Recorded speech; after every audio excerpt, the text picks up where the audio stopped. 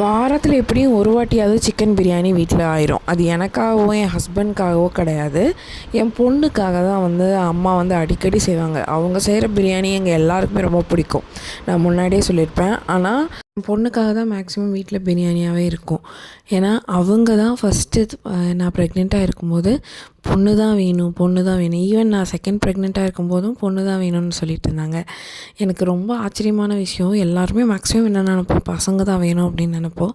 ஆனால் இங்கே எங்கள் வீட்டில் நான் இன்னொரு வாட்டி ப்ரெக்னென்ட் ஆனாலும் அது பொண்ணாக தான் இருக்கணும் அப்படின்னு சொல்லிட்டு ரொம்ப இது பண்ணுவாங்க. பெண்களுக்கு ரொம்ப இம்பார்ட்டன்ஸ் கொடுப்பாங்க.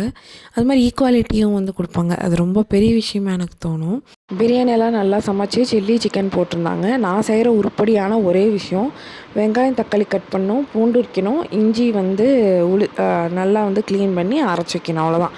அரைச்சி கூட வைக்க தேவையில்ல, அவங்களே அரைச்சிப்பாங்க. ஏன்னா என்ன குவான்டிட்டியில் அரைக்கணும்னு சொல்லுவாங்க. இந்த வீடியோஸ்லலாம் 1 ஸ்பூன் 2 ஸ்பூன் தான் போடணும்னு சொல்லி இஞ்சி பூண்டெல்லாம் அப்படி கேல்குலேஷன் சொன்னால் அவங்களுக்கு பயங்கரமாக கோவம் வரும். ஏன்னா இஞ்சி பூண்டு தான் டேஸ்ட்டு கொடுக்கும் அப்படின்னு சொல்லிட்டு வேறு எந்த மசாலாவும் அவங்க அதிகமாக சேர்த்த மாட்டாங்க. இஞ்சி பூண்டு அப்புறம் பிரியாணி மசாலா அம்மா வீட்டிலே செய்வாங்க. அதுதான் அவங்க அதிகமாக யூஸ் பண்ணுவாங்க.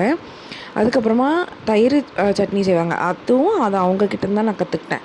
அவங்க மாதுளம்பழம், வெள்ளரிக்காய், அப்புறம் கேரட்டு, வெங்காயம், பச்சை மிளகா, கொத்தமல்லி, தயிர் இதெல்லாம் தான் யூஸ் பண்ணுவாங்க. நல்லாயிருக்கும். தயிரில் கொஞ்சம் கூட தண்ணி ஊற்ற மாட்டாங்க.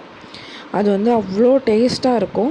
நம்ம பிரியாணிக்கு அந்த தயிர் வச்சு சாப்பிட்டோம் அப்படின்னா ரொம்ப நல்லாயிருக்கும். நீங்களும் ட்ரை பண்ணி பாருங்கள். நெக்ஸ்ட் டைம் ஏதாவது மாதுளம்பழம் போட்டிருந்தா அதை நான் வீடியோ எடுத்து காட்டுறேன். அவ்வளோ டேஸ்ட்டாக இருக்கும். இன்றைக்கும் டேஸ்ட்டாக இருந்தது, சூப்பராக இருந்தது.